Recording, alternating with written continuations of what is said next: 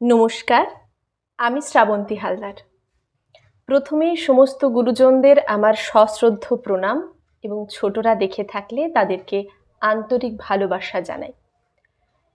আমি ছোট থেকেই কবিতা আবৃত্তি, গল্প পাঠ এবং বিভিন্ন অনুষ্ঠান পরিচালনা অর্থাৎ অ্যাঙ্কারিং করতে ভালোবাসি। গত কয়েক মাস ধরে আপনারা আমাকে প্রচুর পরিমাণে ভালোবাসা, প্রশংসা এবং অনুপ্রেরণা দিয়েছেন। তার জন্য আমি আপনাদের কাছে কৃতজ্ঞ।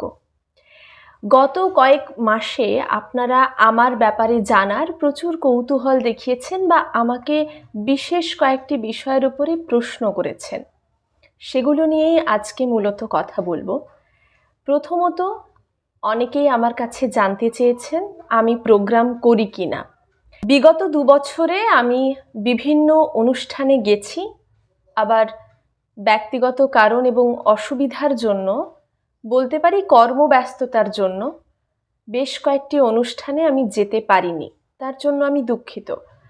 তবে বর্তমানে আমি সিদ্ধান্ত নিয়েছি এগুলো নিয়ে আমি কাজ করব এবং আমি অনুষ্ঠানে আমন্ত্রণ পেলে আমি সেখানে যাওয়ার চেষ্টা অবশ্যই করব, সাধ্যের মধ্যে।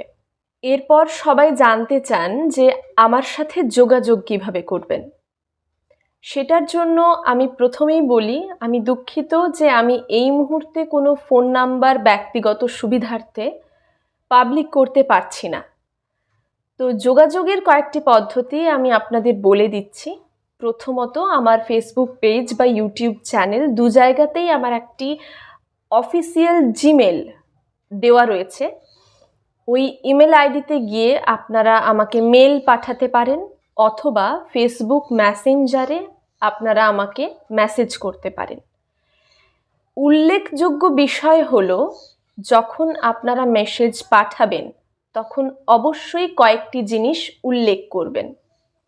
প্রথম জিনিস, আপনারা কোথা থেকে বলছেন, কোন সংস্থা থেকে বা কোন ক্লাব থেকে সেটা উল্লেখ করবেন, আপনাদের ঠিকানা এবং কি বিষয়ে বা কোন দরকারে আমার সাথে যোগাযোগ করতে চান সেই বিষয়টি উল্লেখ করবেন এবং তারপর নিজেদের ফোন নাম্বার দিয়ে দেবেন।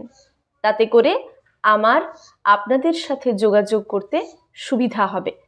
তো মূলত যোগাযোগের আপাতত 2টি পদ্ধতি বললাম। প্রথমত, মেল পাঠাতে পারেন আমার ইমেল আইডিতে অথবা আমাকে ফেসবুক মেসেঞ্জারে মেসেজ করতে পারেন। অবশ্যই উল্লেখ করবেন অনুষ্ঠানের বিষয় বা কি বিষয়ে আমার সাথে যোগাযোগ করতে চান। হতে পারে বিভিন্ন পূজা পার্বণের অনুষ্ঠান অথবা কোনো স্কুল কলেজের সাংস্কৃতিক অনুষ্ঠান অথবা কোনো স্টুডিও রেকর্ডিং। বিষয়টি উল্লেখ করবেন এবং নিজেদের ফোন নাম্বারটি দিয়ে দেবেন, তাতে করে আমি যোগাযোগ করতে সক্ষম হব। তবে ভবিষ্যতে আমি কোনো ফোন নাম্বার দেওয়ার চেষ্টা অবশ্যই করব। এরপর আসি, আমি কবিতা শেখাবো কি না, এই প্রশ্ন অনেকেই করেছেন বা অনেক বয়োজ্যেষ্ঠ মানুষ যারা নিজেদের বাড়ির সন্তানদের আমার কাছে শেখাতে চান। আমি বলতে চাই যে আমি এখনও শিখছি, আমি শিখে যাব সারা জীবন, কারণ শেখার কোনো শেষ নেই আর কোনো বয়স নেই। তবে আমি এই শেখানোর বিষয়ে পরে পরিকল্পনা করছি এবং জানিয়ে দেব যে কবে শেখাবো, কখন শেখাবো বা কিভাবে শেখাবো, সেই সমস্ত কিছু আমি জানিয়ে দেব দুর্গাপূজার পর। তখন মূলত আমি অনলাইনেই শেখাতে সক্ষম হব, কারণ বিভিন্ন জায়গার মানুষ বিভিন্ন জায়গা থেকে যোগাযোগ করেন।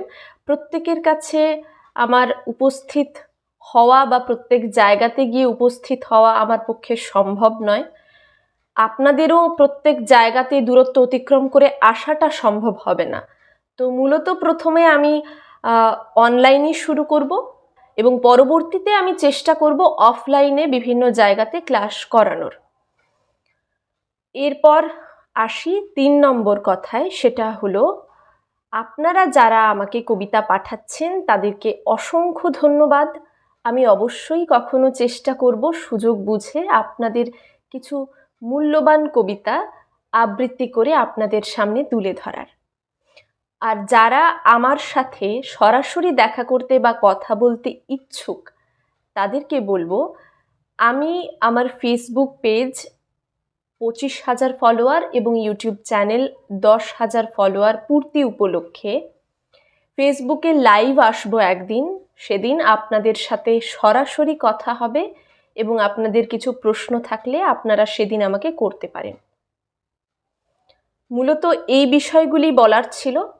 এরপরেও যদি কোনো প্রশ্ন থেকে থাকে আপনারা আমাকে কমেন্টে জানাবেন বা যেদিন লাইভে থাকবো সেদিন জিজ্ঞেস করে নিতে পারেন। নমস্কার।